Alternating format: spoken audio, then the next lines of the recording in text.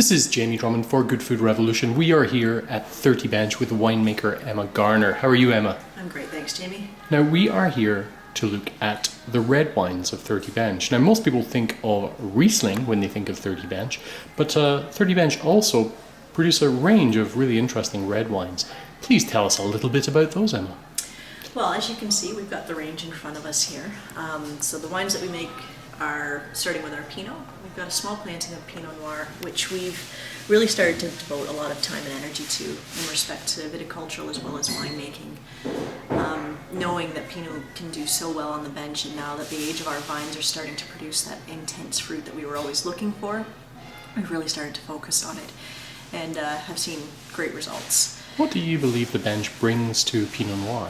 I think it gives it a great focus. And again, for me, making wine on the bench, it's all about the acidity and managing the acidity so it's not overpowering, but also it gives the wine life and longevity. And for me, that's probably one of the best things that Pinot can have in respect to making it food friendly as well as age worthy. It's something that's difficult to put into words, but it comes down to the acidity and how that correlates with what I consider to be the life of the wine. Now, your Pinot production is quite limited, isn't it? The small lot is, let's see, 298 cases. Yes, and that was a big year for us. Right, okay. So we have just over 2 acres worth of planting for Pinot, a couple of different clones, 667 and 666. So within that piece, we'll do a couple of different harvest dates, a preliminary pick. Sometimes that fruit usually ends up in our rosé portfolio, and then we'll leave the remaining bunches on the vines just to get ripe, or further ripe, I should say. From there, they'll all be hand-picked, hand-sorted, and then we ferment them in wood foudres, which we have had now for the last 10 years. They hold anywhere from 3.5 to 4 tons, and it just allows us the flexibility of being able to leave them on their skins, work the caps by punching them down or pumping them over, and it gives us a lot of control over the ferment, but also letting it do its thing because of these large formats.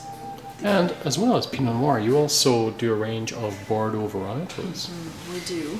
That was one of the main focuses of 30 Bench way back in the day. They had their Bordeaux plantings, and that was, I know for myself, when I came down to Niagara, the 2 major wines that were coming out of 30 Bench were the Rieslings as well as the Bordeaux Reds. Yes. Very well known Bordeaux Reds, and I've been fortunate enough now to get to know the vineyard a little bit better and know which pieces of the property produce the best of our Cab Sauv and the best of our Merlot, and that's typically what makes it into our small lot portfolio.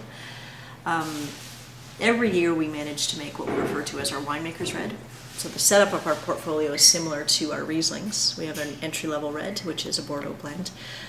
Various percentages of each variety, but it's always a breakdown of Cab Sauv, Merlot, and Cab Franc.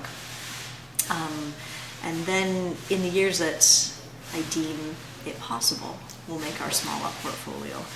So I'll go through and keep each of the batches separate in the hopes of making our small lots, but some years I just don't feel that the quality is there for a $40 bottle of wine.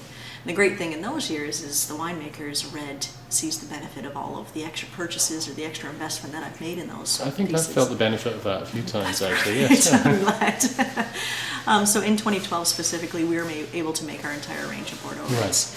So we made a straight varietal Merlot, a straight varietal Cab Franc, Cab Sauv, and then our benchmark red, which is our upper echelon Bordeaux blend. Well, we look forward to tasting through these wines this afternoon. It's been a while since I've tasted any of your reds, so I'm looking forward to that. Thank you very much for joining us at Good Food Revolution, Emma. You're very welcome. Bye for now. Bye-bye.